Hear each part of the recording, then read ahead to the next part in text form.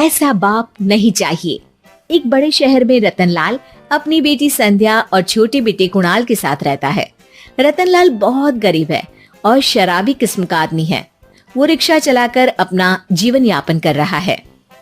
रतनलाल एक अधेड़ उम्र के आदमी योगेश्वर को कभी कभी अपनी रिक्शा से मार्केट या मंदिर छोड़ता है और कभी कभी बाजार से उसका सामान भी ले आता है। एक दिन रतनलाल योगेश्वर से कहता है, साहब, आपके पास गाड़ी है, फिर भी आप कभी कभी रिक्शा से क्यों जाते हो? इन शहर की गलियों को आराम से देखना मुझे बहुत पसंद है। ठीक है साहब, मैं चलता हूँ, कल फिर आऊंगा। अरे रतनलाल, रुको तो। मैंने सुना है कि तुम अपनी बेटी को कुछ पैसों के बदले किसी को दे रहे हो। अभी किसी को बेचे नहीं तो क्या करे साहब। एक छोटा बेटा है, उसको पढ़ाना भी है, उसकी देखभाल भी करनी है, और अगर मैं बेटी को घर में रखूंगा तो उसकी शादी कैसे करूंगा साहब। तुमको कितने पैसे मिल रहे हैं? अब 50,000 साहब। देखो, मैं तुमको पूरे 20 लाख रुपए देता हूँ। तुम अपनी बेटी संध्या को मुझे दे दो। हैं? 20 लाख? धन्यवाद साहब, धन्यवाद। मैं कल ही उसे आपके पास छोड़ जाऊंगा साहब। अगले दिन रतनलाल संध्या को हमेशा के लिए योगेश्वर के यहाँ छोड़ आता है और बदले में 20 लाख रुपए लेकर घर आ जाता है। रतनलाल जिंदगी में पहली बार इतने पैसे पाकर बौखला गया। उसने एक अच्छा घर लिया।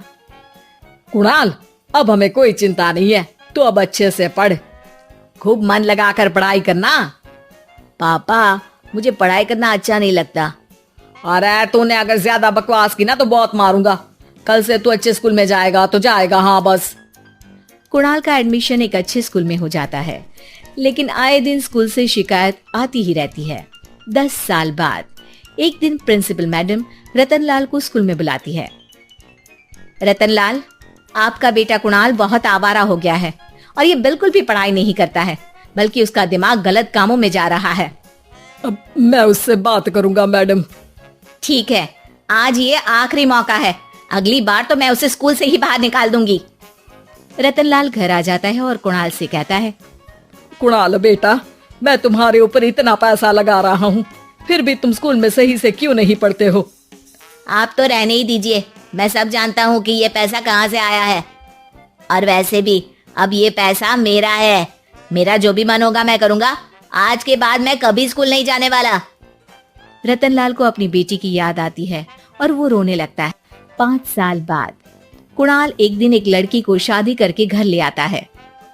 पिताजी, ये मेरी पत्नी है स्वीटी। तुमने शादी कर ली? हाँ, शादी कर ली मैंने, दिखाई नहीं दे रहा? और अब से आप फिर से कमाना शुरू कर दो, बहुत बैठ कर खा लिया। कुणाल, तुम इस बुड्ढे को घर में क्यों रख रहे हो? देखो ना, ये शराब पीता है, इसे घर से बाहर निकाल फेंको। अरे स्वीटी, ये मेरे पापा है, कैसे बाहर निकाल दूं? और वैसे भी घर में कोई तो चाहिए ना काम करने वाला, नौकर समझ कर रख लो। इस बुड्ढी को तो घर से बाहर निकाल कर ही रहूंगी मैं कब तक इसके लिए खाना बनाऊंगी। स्वीटी एक दिन घर के बाहर पार्क में अपनी दोस्तों के साथ बैठी होती है। तभी वो रतनलाल को बुलाती है।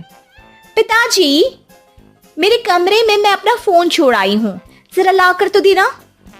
हाँ जरूर, अभी लेकर आता हूँ। रतनलाल फोन लेकर आ जाता है।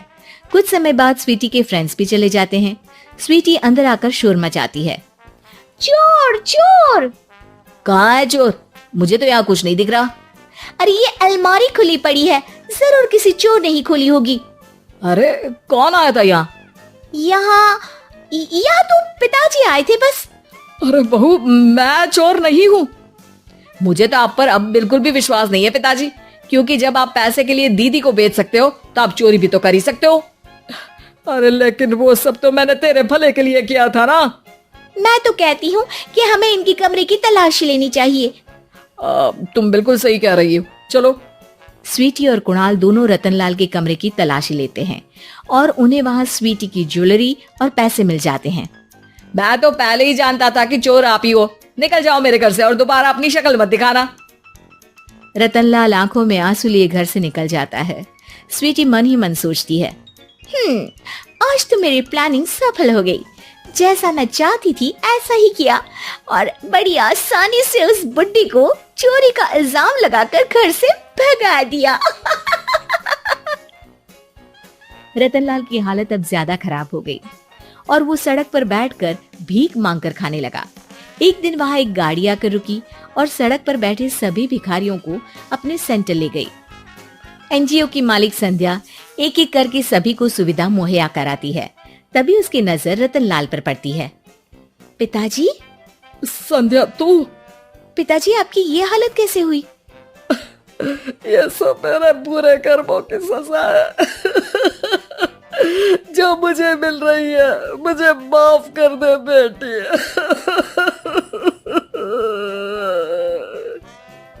पिताजी, मैं आप पर बिल्कुल भी गुस्सा नहीं हूँ, क्योंकि आपने मुझे यहाँ भेजकर अच्छा ही किया।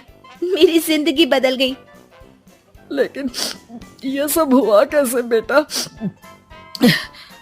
आप ये नए कपड़े पहनो, तब तक मैं योगेश्वर अंकल को बुला कर लाती हूँ। योगेश्वर अंकल? हाँ अंकल।